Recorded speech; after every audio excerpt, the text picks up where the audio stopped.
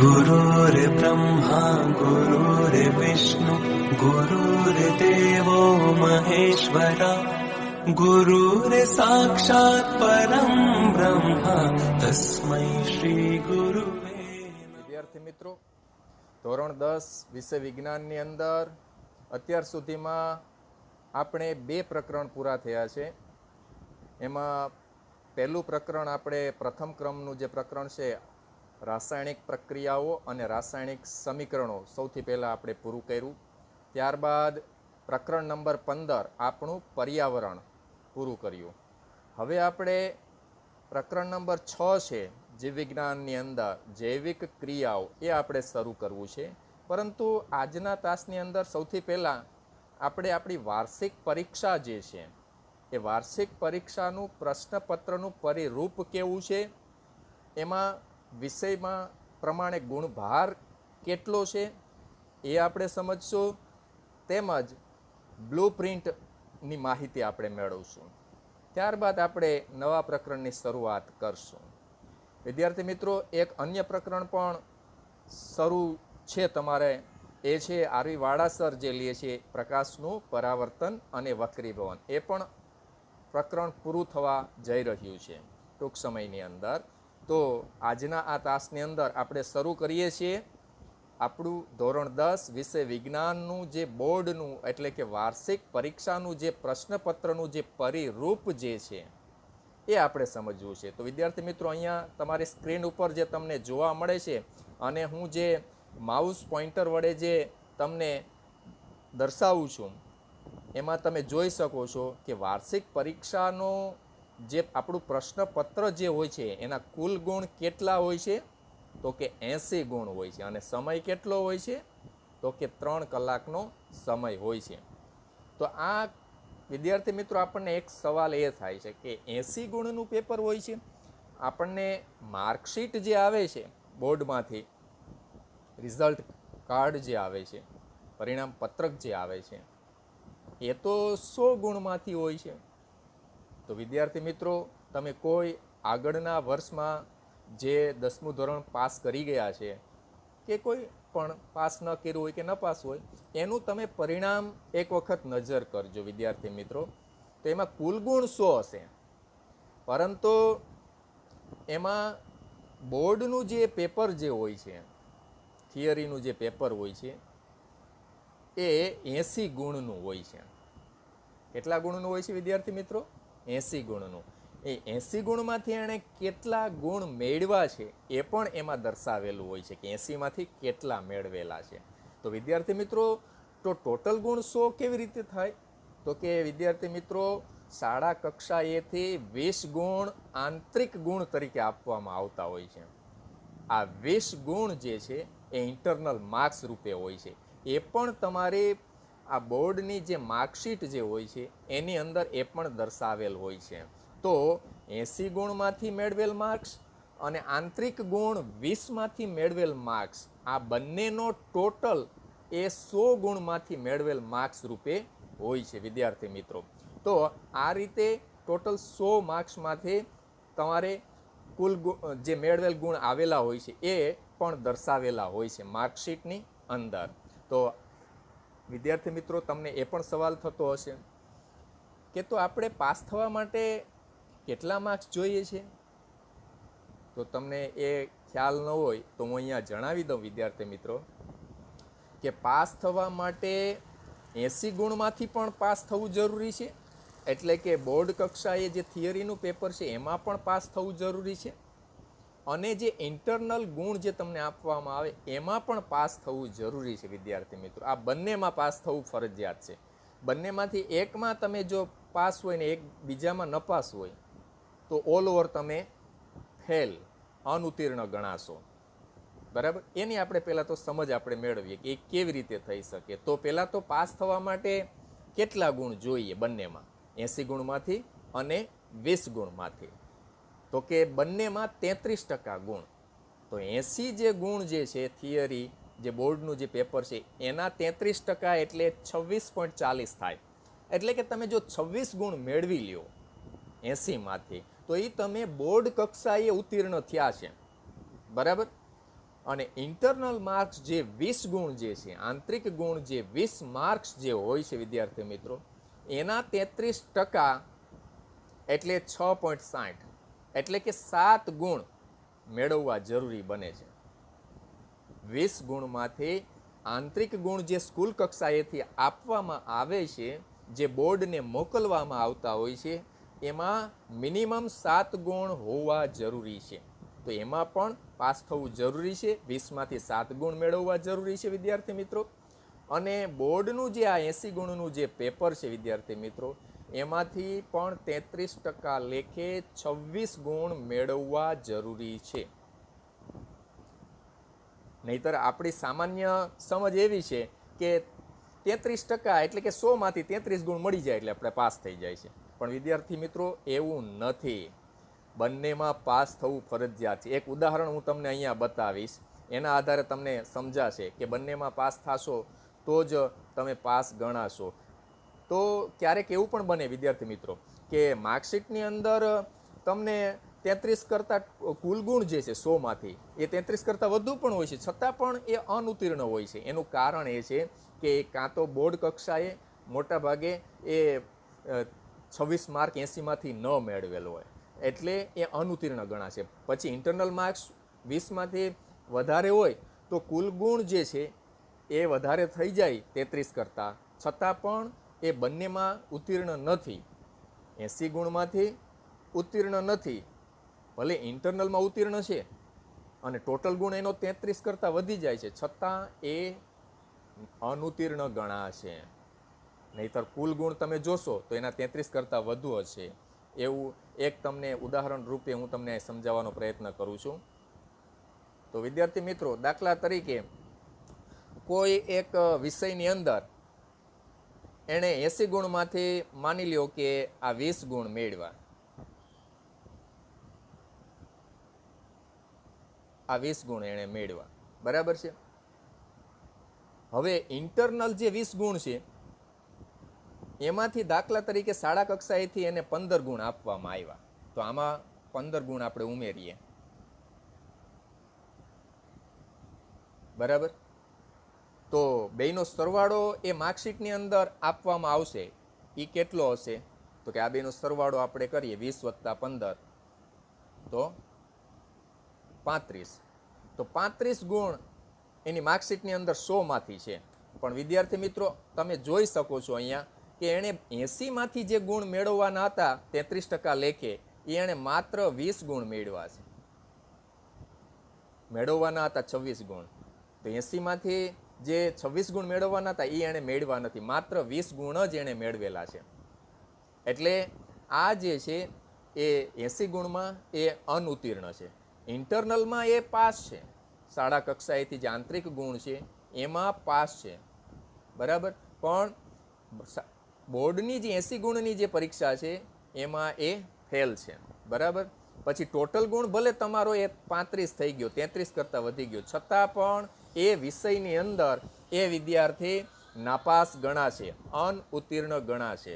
તો આ રીતે તમે વિદ્યાર્થી મિત્રો સમજી શકશો કે શાળા કક્ષાએથી આંતરિક ગુણ છે એમાં પણ મિનિમમ 33% ગુણ મેળવવા ફરજિયાત છે.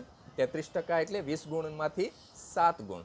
અને જે બોર્ડ કક્ષાએ જે છે, જે 80 ગુણ જે હોય છે બોર્ડ કક્ષાએ, જો આ 80 ગુણ એમાંથી મિનિમમ 26 ગુણ મેળવવા ફરજિયાત છે. 33% લેખે 26 ગુણ, તો એ પાસ થશે. અને સામાન્ય રીતે જો વિદ્યાર્થીનો શાળા કક્ષાએ કોઈ પણ જાતનું અશિસ્ત કે એવું કોઈ પણ ગંભીર કૃત્ય ન હોય તો સામાન્ય રીતે આંતરિક ગુણ વિદ્યાર્થીઓને પાસિંગ માર્ક્સ તો મિનિમમ આપી દેવામાં આવતા હોય છે સામાન્ય રીતે. પણ બોર્ડની જે પરીક્ષા છે એમાં મોટા ભાગે વિદ્યાર્થીઓ છે એ આ રીતે જો 26 ગુણ પ્રાપ્ત ન કરે 80 ગુણમાંથી, તો પછી ઇન્ટરનલ ગુણ વધારે હોવા છતાં ટોટલ એનો 33 કરતાં વધી જશે, તેમ છતાં એ વિષયમાં એ અનઉત્તીર્ણ ગણાશે વિદ્યાર્થી મિત્રો. તો આ રીતે તમે આ ઉદાહરણ જે મેં તમને આપ્યું એના આધારે સમજી શકશો કે તમારે પાસ થવા માટે કેટલા માર્ક્સ તમારે જોઈએ છે. હવે આગળ આપણે વાત કરીએ આની અંદર વિદ્યાર્થી મિત્રો, તો આ ધોરણ 10નું જે આપણે વિજ્ઞાન વિષયનું જે પ્રશ્નપત્રનું જે પરિરૂપ સમજવા જઈ રહ્યા છે, તો એમાં સૌથી પહેલાં ગુણભારની આપણે વાત કરવી છે. તો પહેલો જે ગુણભાર છે હેતુ પ્રમાણે ગુણભાર. હેતુ કયા કયા હોઈ શકે કોઈ પણ મૂલ્યાંકન માટેના? તો કે એક તો આ જ્ઞાન, નોલેજનો એનો જો કાઉન્સમાં કે લખ્યો છે. પછી બીજો એક હેતુ સમજનો હોઈ શકે, અન્ડરસ્ટેન્ડિંગ, એનો પહેલો અક્ષર યુ અહીંયા તમને કાઉન્સમાં આપ્યો. પછી ઉપયોજન એટલે કે એપ્લિકેશન અંગ્રેજીમાં જેને કહેવાય, એનો એ. તમે કોઈ પણ જે તમને અભ્યાસ કર્યો છે કે તમને જે કંઈ પણ ભણાવવામાં આવ્યું છે એનો તમે ઉપયોગ કેવી રીતે વ્યવહારમાં કરી શકો એવા કોઈ પ્રશ્નો તમને ઉપયોજન રૂપે પૂછી શકાતા હોય છે. અને ચોથો હેતુ તમને ઉચ્ચ વૈચારિક કૌશલ્ય, HOTS, higher order test skill, HOTS પ્રશ્નો જેને કહેવામાં આવે, ઉચ્ચ વૈચારિક કૌશલ્ય. એમાં આ બે પ્રકારના પ્રશ્નો હોઈ શકે, સંયોજન કરવાનું, વિશ્લેષણ કરવાનું, તેમજ અનુમાન કે મૂલ્યાંકન કે તારણ માટેના કોઈ મોટા પ્રશ્નો હોઈ શકે. આવા કોઈ ઉચ્ચ વૈચારિક કૌશલ્ય ધરાવતા પ્રશ્નો, એવા પ્રશ્નો કે જે તમારી સ્કિલ એટલે કે કૌશલ્યનું મૂલ્યાંકન થઈ શકે એવા પ્રશ્નો. તો આવા મુખ્ય 4 હેતુઓ હોય છે. તો ગુણ કેટલા હોય છે? કુલ 80 ગુણમાંથી જ્ઞાન એટલે કે માત્ર નોલેજ, માત્ર યાદ, માહિતી રૂપ જે પ્રશ્નો હોય છે એ 20 ગુણના હોય છે.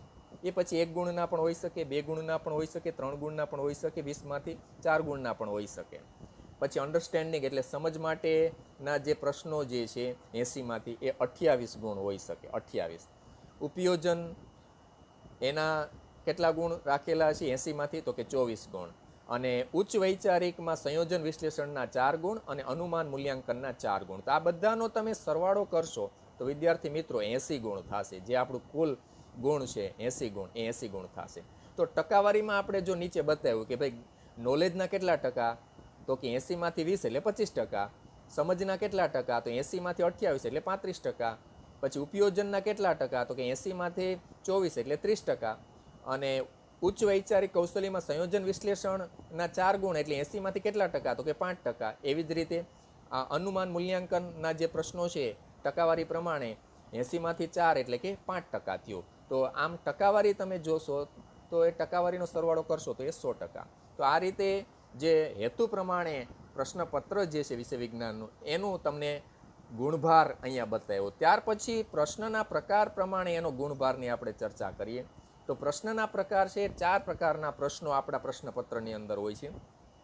એમાં હેતુલક્ષી પ્રશ્નો, હેતુલક્ષી ઓબ્જેક્ટિવ ટાઈપ, એ પછી વિકલ્પ રૂપે આપેલા હોય, ખાલી જગ્યા રૂપે આપેલા હોય, જોડકા રૂપે આપેલા હોય, એક શબ્દની અંદર આવતો આવા જવાબો હોઈ શકે, સાચા ખોટા વિધાન હોઈ શકે. આવા જે હેતુલક્ષી જે પ્રશ્નો છે ઓબ્જેક્ટિવ ટાઈપ, એના પ્રશ્નોની સંખ્યા 16 છે.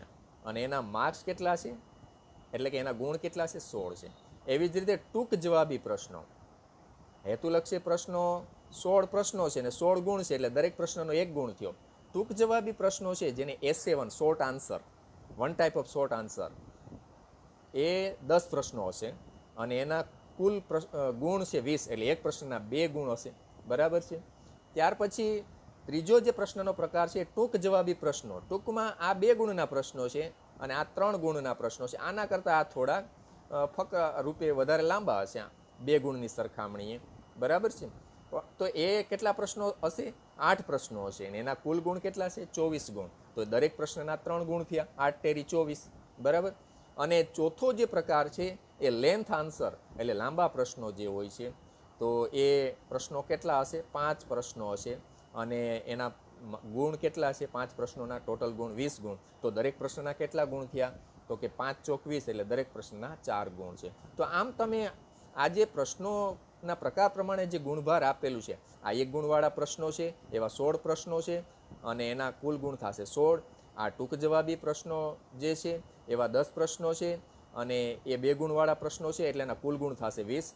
આ ટૂંક જવાબી પ્રશ્નો બીજા પ્રકારના જે 3 ગુણવાળા પ્રશ્નો છે એના કુલ પ્રશ્નોની સંખ્યા 8 છે એટલે આ 3 ગુણ લેખે 8 તેરીને 24 ટોટલ ગુણ થશે. અને આ લાંબા પ્રશ્નો જે છે એ 5 પ્રશ્નોની સંખ્યા છે અને 4 ગુણવાળા છે એટલે એના કુલ ગુણ થશે 5 ચોક ને 20. તો આ રીતે પ્રશ્નોની કુલ સંખ્યા તમે સરવાળો કરશો તો કુલ પ્રશ્નોની સંખ્યા 39 હશે, 1 થી 39.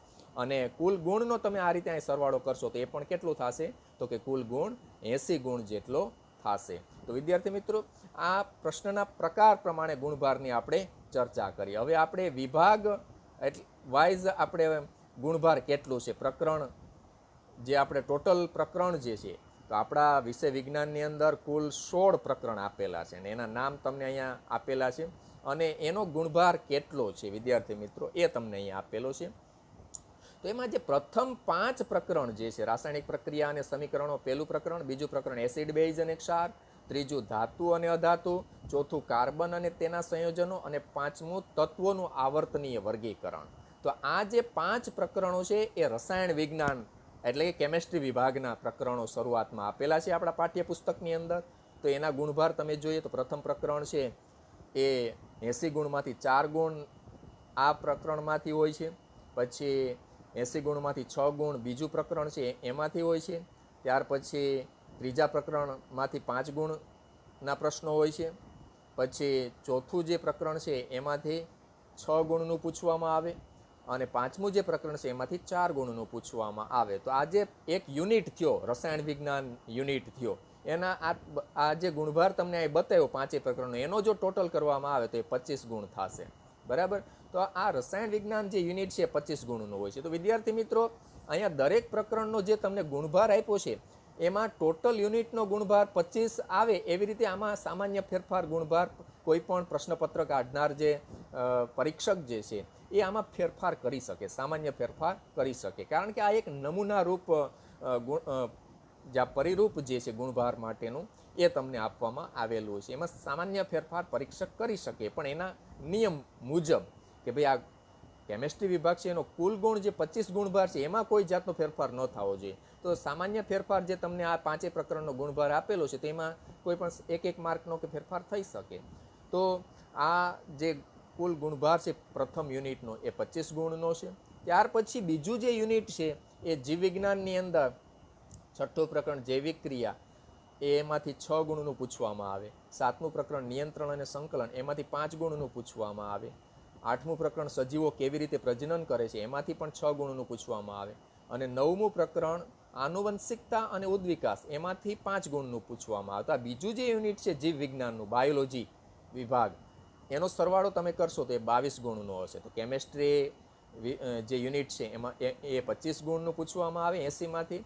બાયોલોજી યુનિટ છે 80માંથી 22 ગુણનું પૂછવામાં આવે અને એમાં પ્રકરણ વાઇઝ ગુણભાર તમને અહીંયા બતાવ્યો. એવી જ રીતે આગળ ભૌતિક વિજ્ઞાન યુનિટ આવે છે ફિઝિક્સ. તો એમાં 2 પ્રકરણો જે છે પ્રકાશ, પરાવર્તન અને વક્રીભવન, અને 11મું પ્રકરણ માનવ આંખ અને રંગબેરંગી દુનિયા. આ 2 પ્રકરણો જે છે એમાં પ્રકાશ, પરાવર્તન અને વક્રીભવન 6 ગુણનું પૂછાય અને માનવ આંખ અને રંગબેરંગી દુનિયા 5 ગુણનું પૂછાય. બોર્ડની જે વાર્ષિક પરીક્ષાનું જે પ્રશ્નપત્ર હોય છે એમાં આ બંનેનો ટોટલ છે આ યુનિટ 11 ગુણ. આ પણ ફિઝિક્સ એટલે કે ભૌતિક વિજ્ઞાનના જ બંને પ્રકરણો છે. એના પછીના 2 પ્રકરણો છે એ એક અલગ યુનિટ તમને આપ્યું છે, એ પણ ભૌતિક વિજ્ઞાનના જ છે. વિદ્યુત 12મું પ્રકરણ અને 13મું પ્રકરણ વિદ્યુત પ્રવાહની ચુંબકીય અસરો. તો એ 2 6 ગુણનું પૂછાય એટલે ટોટલ 12 ગુણ. તો આ યુનિટ તમને ભૌતિક વિજ્ઞાનની અંદર 2 યુનિટ એટલા માટે પડ્યા કે આ બંને પ્રકરણો એકબીજાને સંલગ્ન છે અને એવી જ રીતે આ બંને પ્રકરણો એકબીજાને સંલગ્ન છે એટલે એ બંને યુનિટો એમાં અલગ અલગ બતાવ્યા છે. બાકી ટોટલ ભૌતિક વિજ્ઞાન યુનિટ છે 23 ગુણનું થશે. ઓકે. અને છેલ્લું જે યુનિટ છે પર્યાવરણ વિભાગ છે.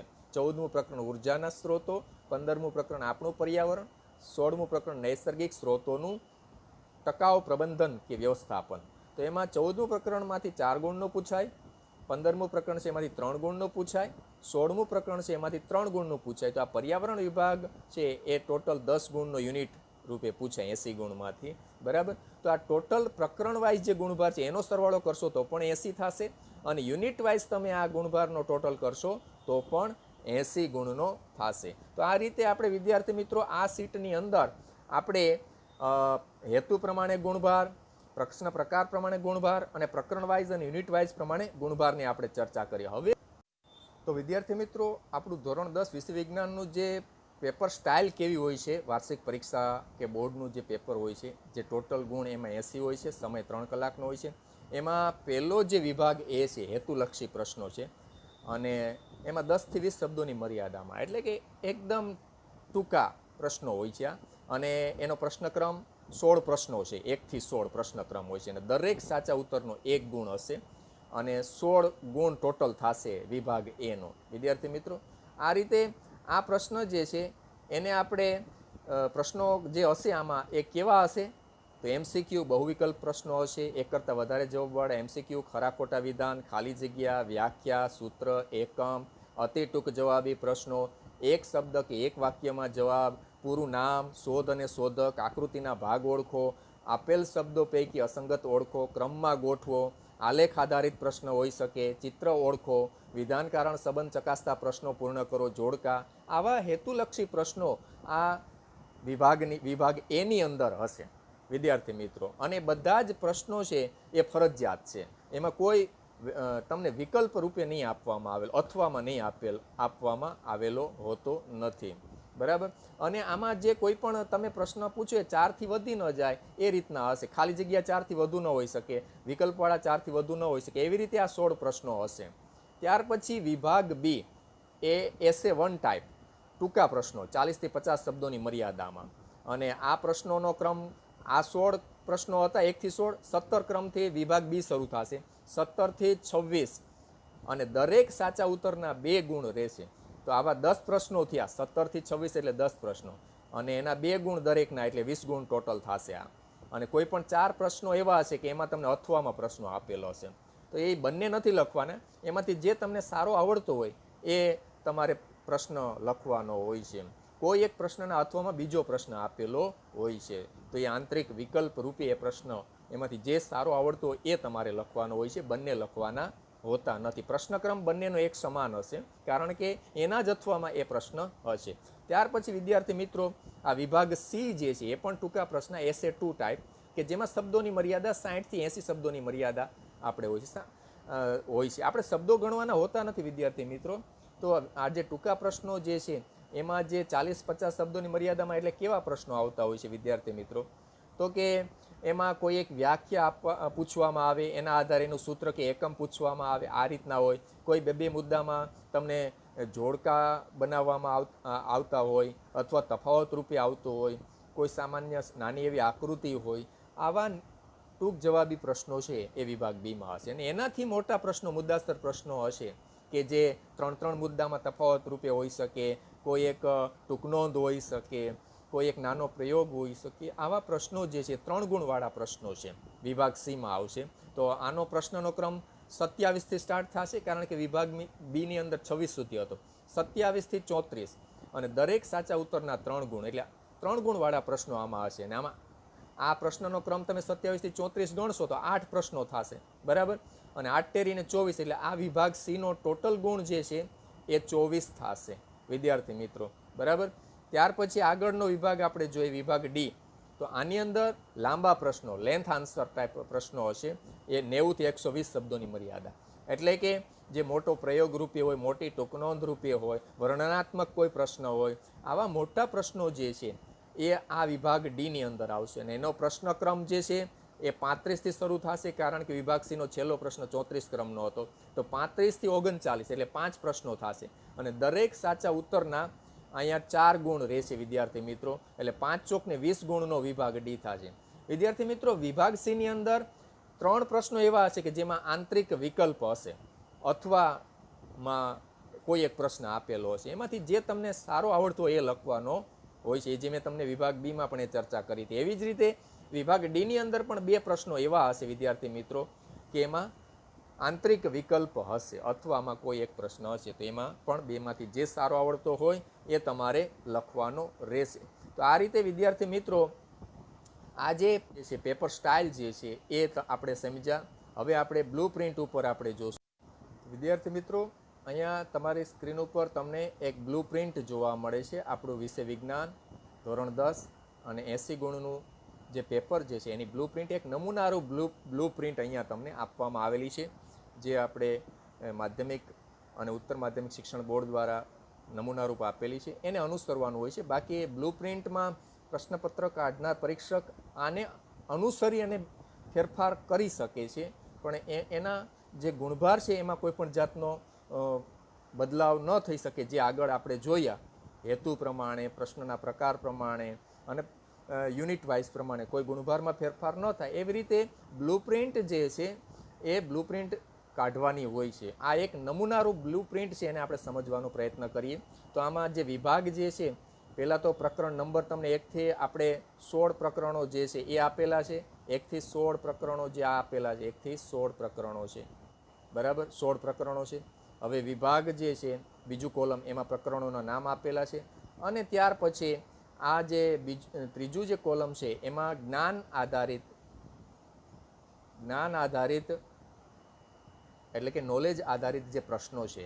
તો આપણે કુલ 4 પ્રકારના પ્રશ્નો છે.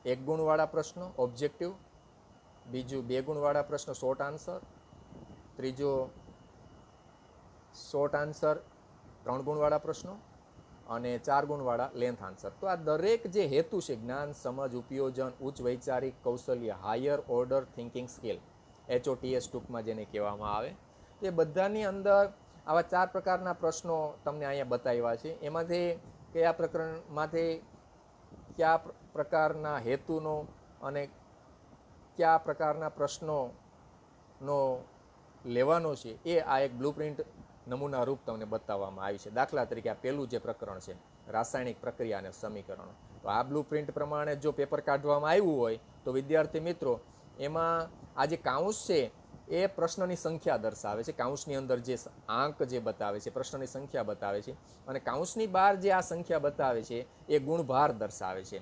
તો આ પહેલું જે પ્રકરણ જે છે એમાંથી એક પ્રશ્ન એવો છે કે જે 3 ગુણનો પૂછવામાં આવ્યો અને એ સમજનો છે, એનો હેતુ સમજનો છે, બરાબર છે. અને એક પ્રશ્ન એવો પૂછ્યો છે જે 1 ગુણનો છે. જો આ 1 ગુણનો પ્રશ્ન અને એક જ પ્રશ્ન, એટલે ટોટલ 2 પ્રશ્નો આ પ્રકરણમાંથી પૂછ્યા છે. એક 3 ગુણવાળો પ્રશ્ન અને એક 1 ગુણવાળો પ્રશ્ન. તો કુલ ગુણ કેટલા થયા? તો એ તમને અહીં બતાવ્યા, 4 ગુણ થયા. અને પ્રશ્નોની સંખ્યા કેટલી થઈ? તો કે 2 થઈ, બરાબર છે. તો એમાં આ 1 ગુણવાળો જે પ્રશ્ન જે છે એ ઉચ્ચ વૈચારિક કૌશલ્યવાળો પ્રશ્ન હશે, જે વિભાગ એની અંદર, બરાબર છે. તો આ રીતે તમે સમજી શકો. હવે બાકીના જે આ જ રીતે તમે આપણે ઝડપથી સમજશું. બીજો જે પ્રકરણ છે એસિડ, બેઝ અને ક્ષાર, તો એમાં તમે જોશો તો સમજ આધારિત પ્રશ્ન હશે. એક પ્રશ્ન એવો હશે કે જે 4 ગુણનો હશે, બરાબર છે. એટલે કે છેલ્લો વિભાગ ડીની અંદર આ પ્રશ્ન આમાં આ બ્લુપ્રિન્ટ પ્રમાણે આ પ્રકરણમાંથી પૂછવો હશે. ને એમાં ફુદેડીનું નિશાન અહીં બતાવ્યું છે.